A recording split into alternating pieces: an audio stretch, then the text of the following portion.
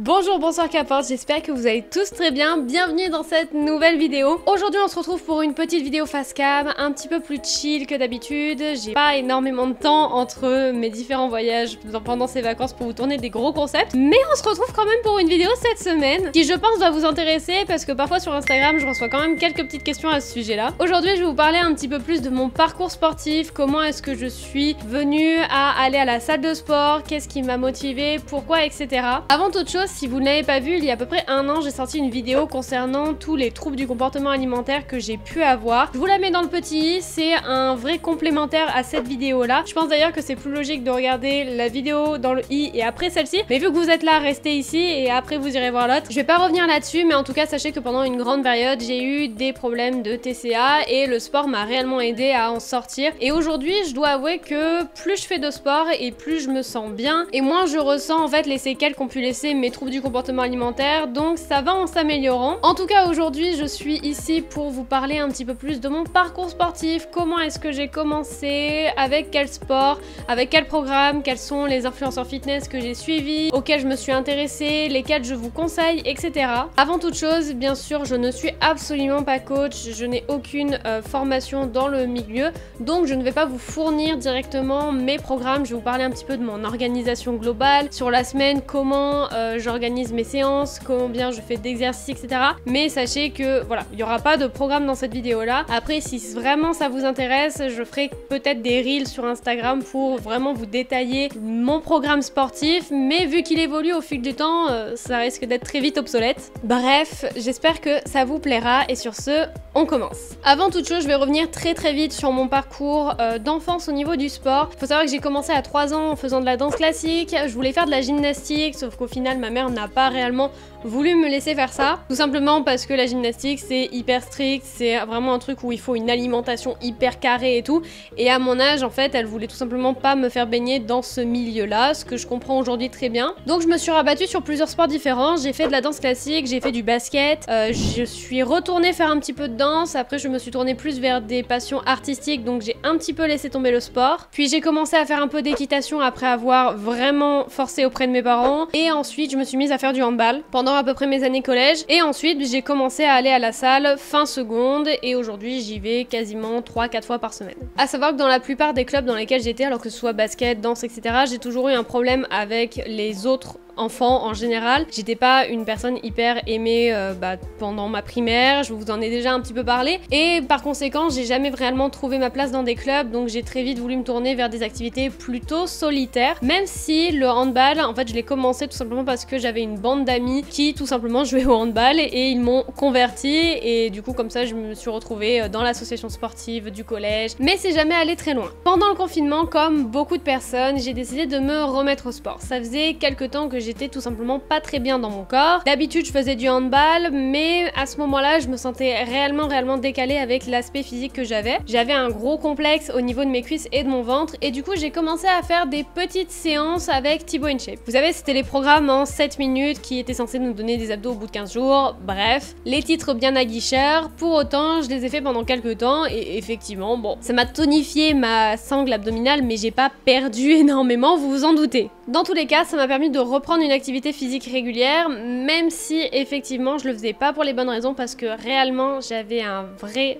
problème de dysmorphophobie et TCA qui commençait à émerger. Toute la partie un petit peu plus TCA, sport, etc., je la laisse de côté, c'est mon année de seconde, vous avez la vidéo à ce sujet là si vous voulez vraiment savoir ce qui s'est passé, mais en gros, fin seconde, je décide de commencer la salle. Ça commence avec un ami qui tout simplement me dit qu'il a une carte avec laquelle il peut aller avec quelqu'un à la salle de sport, et je lui demande si on peut essayer de se faire un petit programme sur le mois de juin. À l'époque on terminait les cours en mai, du coup c'était l'occasion pour moi de tester une nouvelle pratique. C'était un nouveau monde, j'ai commencé par faire énormément d'abdos, énormément de cardio, je faisais énormément de courses, je faisais du vélo, je faisais des cycles d'abdominaux que je trouvais un petit peu ici et là, mais j'avais pas réellement de programme pour me muscler. Et donc comme on ne prend pas du muscle comme ça, vous vous doutez que j'ai pas eu beaucoup de résultats pendant un certain temps, c'était assez compliqué, je me remettais énormément en question, mais à cette époque-là, je commençais en fait à aller mieux au niveau alimentation, et ça a fait que j'ai réussi à contrebalancer le manque de poids et de surcharge et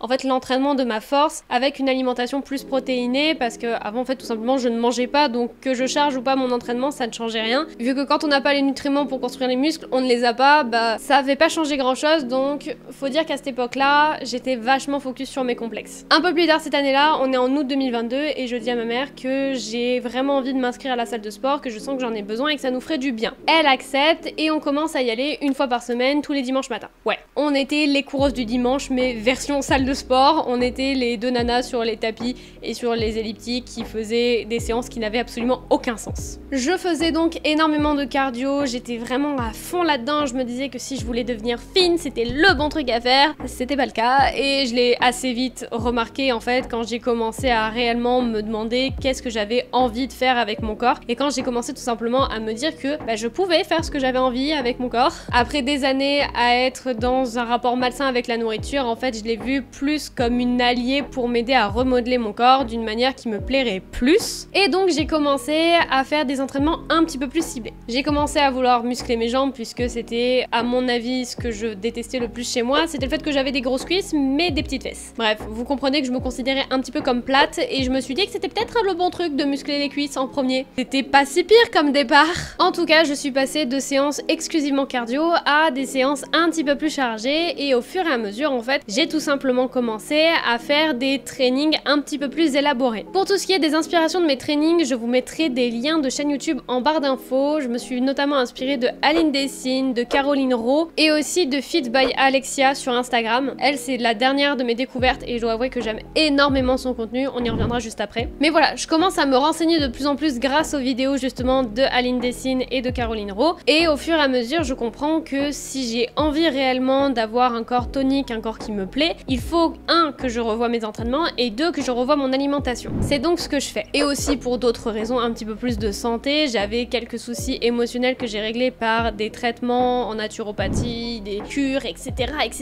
Et bref. En tout cas, j'ai dû revoir toute mon alimentation au cours des 2 ans passés et je dois avouer qu'aujourd'hui j'arrive à un truc qui est plutôt équilibré et plutôt sympa. Je passe donc de 1 séance par semaine à 2 puis à 3 et aujourd'hui je me vacille un petit peu entre les 4, 3, parfois j'en fais 5, ça m'arrive 6, c'est assez rare mais voilà, je suis jamais en dessous de 3 séances par semaine et ça me permet du coup de pouvoir faire des entraînements vraiment ciblés et d'aller charger la surcharge. Tout simplement ça me permet de construire du muscle et on voit clairement la différence. Concrètement, avant je faisais que des circuits abdos de 15-20 minutes, 30 minutes max et maintenant je suis plutôt sur des séances avec 5 exercices et franchement je vois la différence, c'est carrément plus efficace, je me sens beaucoup plus détendue à la fin d'une séance que je fais aujourd'hui plutôt qu'il y a 2 ans en arrière. Je commence donc à faire de réels progrès mais j'ai toujours un problème, c'est que je ne travaille pas mon haut du corps. Ouais, je fixe toujours pas mal les zones que je travaille et j'avoue que les épaules c'est un truc que j'ai réussi à commencer à travailler qu'il y a très récemment. Mais le point positif c'est que je commençais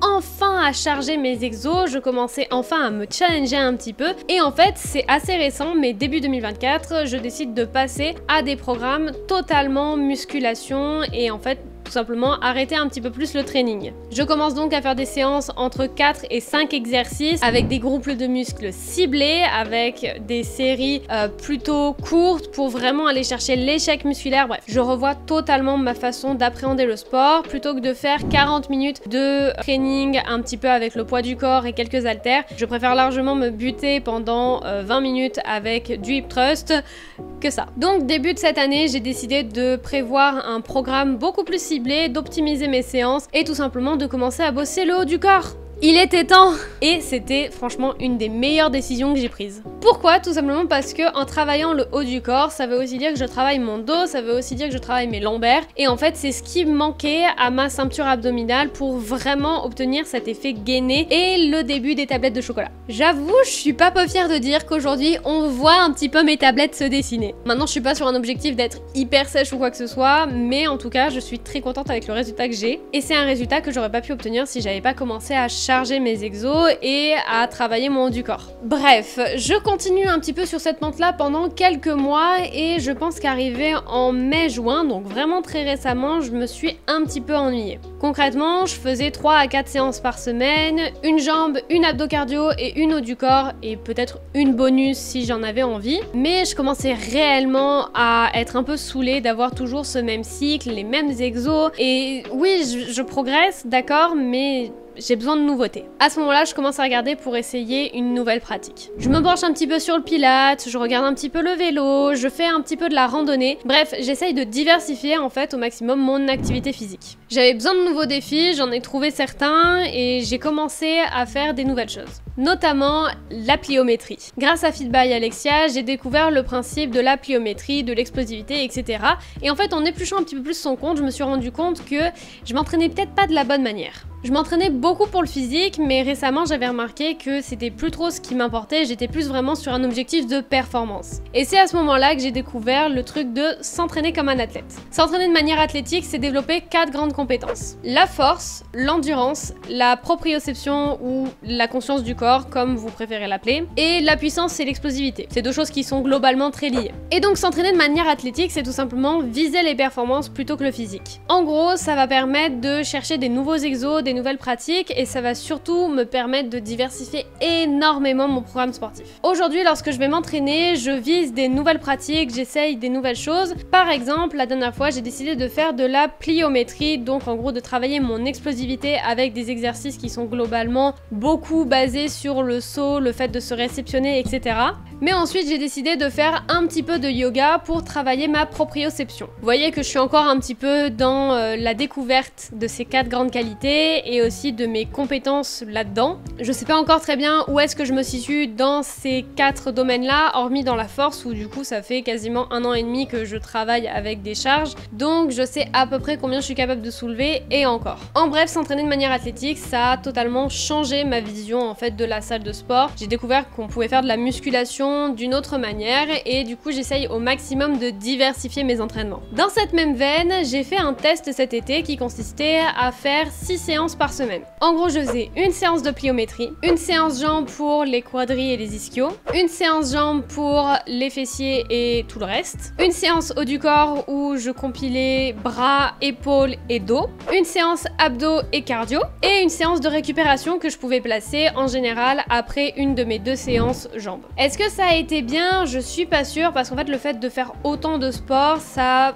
quelque part ne me convenait pas énormément. J'avais pas le temps de vraiment récupérer entre mes séances et même si je travaillais des groupes de muscles différents, bah ça m'a énormément fatiguée. Et puis disons-le, dans la vraie vie de toute manière, j'ai pas le temps d'aller 6 fois à la salle de sport à moins que vraiment je sois déter avec un objectif physique extrêmement clair, ce qui est pas mon cas. Donc est-ce que c'était un top ou un flop? Bah je dirais que c'était un middle parce que ça m'a permis aussi de découvrir des nouvelles pratiques. Par exemple, avec mes séances abdo-cardio, j'ai décidé d'arrêter un petit peu la course pour tenter le kickboxing et la boxe de manière générale, grâce au training qui était mis à disposition dans la salle de sport. En bref, ça a été bien, c'était cool, ça m'a permis de diversifier encore plus mon entraînement et de découvrir que j'aimais bien boxer. Voilà à peu près mon parcours dans la musculation, c'était un petit peu fouillé, j'espère que vous aurez réussi à suivre. À l'heure actuelle, en tout cas, mes objectifs physiques sont extrêmement vagues, je vous avoue que je sais pas trop encore ce que j'ai envie de remodeler. Je suis arrivée à un physique qui me plaît énormément, j'ai une taille qui est tonique, j'ai des cuisses qui me permettent de courir assez longtemps et j'ai globalement un buste qui me plaît aussi beaucoup. Donc esthétiquement, je suis quand même parvenue à quelque chose qui me plaît beaucoup plus qu'avant et surtout, le plus important, je me suis débarrassée de ma dysmorphophobie, je me suis débarrassée de mes troubles du comportement alimentaire et j'ai une alimentation qui est beaucoup plus stricte et cadrée mais aussi beaucoup plus saine depuis que je fais du sport. Mais je dois quand même dire que je suis toujours friande de découvrir des nouvelles pratiques. C'est d'ailleurs pour ça que je me tâte à essayer la danse, le pole dancing, ce genre de choses. Je me dis que ça pourrait être un petit plus à mon arc et peut-être que si je tombe amoureuse d'un sport que je teste, je pourrais continuer à en faire. Il n'est jamais trop tard pour s'y mettre. Dans la même veine aussi, ce qui va arriver très prochainement chez moi, c'est tout simplement un tapis de marche pour que je puisse écrire, travailler et en général même peut-être streamer debout en marchant. Ça va être assez particulier, je vous ferai peut-être un reel ou un TikTok là-dessus, du coup si vous ne me suivez pas sur les réseaux, je vous invite à le faire. C'est dans mes prochains achats, c'est très important pour moi de marcher plus au quotidien pour la nouvelle année scolaire qui va arriver. Tout simplement parce que je sais que je vais être beaucoup plus occupée qu'avant, mais qu'il va aussi falloir que je me maintienne en bonne santé. Donc c'est dans mes achats prioritaires des prochaines semaines. Mais voilà. J'espère en tout cas que cette vidéo vous aura plu et qu'elle aura pu aussi vous montrer que un parcours dans la musculation ou dans le sport de manière générale, c'est jamais tout droit, rectiligne avec une seule chose. Personnellement, je vous encourage énormément à tester des pratiques, à vraiment aller à la rencontre de sports que vous n'avez encore jamais essayé. Moi, c'est ce qui fait que je reste toujours motivée à bouger mon corps et aussi que je reste fière de moi. Parce qu'il faut le dire, une fois que j'ai fini une séance de yoga, de boxe ou de musculation, je suis vraiment très fière de ce que j'ai accompli. Ça me permet de conserver une certaine clarté mentale qui est essentielle pour mon travail et également tout simplement de préserver ma santé. Bref, tout ça pour dire, le sport c'est hyper important, donc je vous invite réellement à bouger au maximum de ce que vous pouvez. Ça peut être des trucs bêtes comme faire le ménage en musique, faire les courses dans les rayons plutôt que de faire un drive ou ce genre de choses. Mine de rien, c'est quand même des trucs qui font que vous marchez, que vous dansez, que vous bougez votre corps et c'est super bon pour vous. Bref, j'arrête là les louanges pour le sport parce que je pense que vous en avez un petit peu marre de les entendre. Encore une fois, j'espère que cette vidéo vous aura plu. Si c'est le cas, n'hésitez pas à la liker et à la commenter. N'oubliez pas de me suivre sur les autres réseaux sociaux et que vous êtes unique. Prenez soin de vous et prenez soin des autres et on se retrouve très bientôt. Bye!